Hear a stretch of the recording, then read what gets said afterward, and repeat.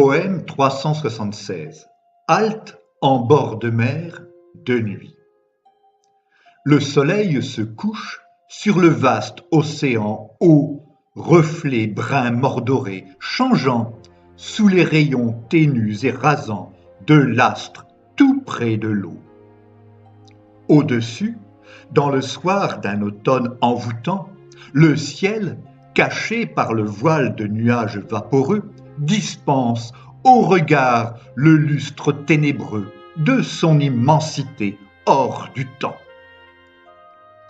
Avant la ligne d'horizon, l'incertaine arête d'une plage devinée, sombre d'aspect, souligne par ses contrastes la paix inhérente à ce lieu de retraite.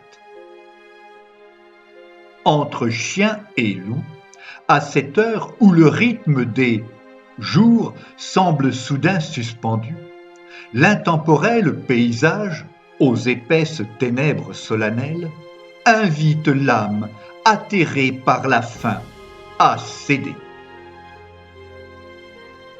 En ce coin d'outre-tombe où règne le silence, troublé parfois par des cris de mouettes ou le bruit des vagues trouble-faites, à s'enivrer d'iode, vivre et danse.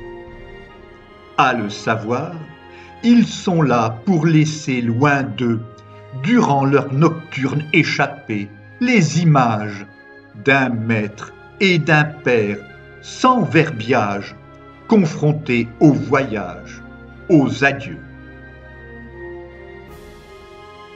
Côte à côte, à éprouver la même peine infinie, le même désespoir, tous deux ressentent, sans le dire à quel point est puissante la sourde connivence qui les unit.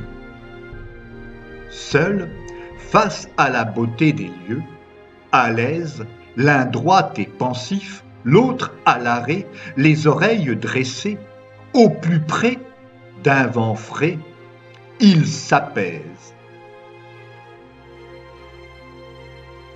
Peut-être cherchent-ils de concert, par-delà leur chair à vif, à exorciser ces poignants instants où, mieux que des soignants, ils accompagnent celui qui s'en va, ravis de se ressourcer, car, à chaque visite où Gédéon apporte sa présence animale, marque son affection, au mourant en mal de tendresse, jamais ils n'hésitent à donner le meilleur d'eux-mêmes, caché dedans leur être.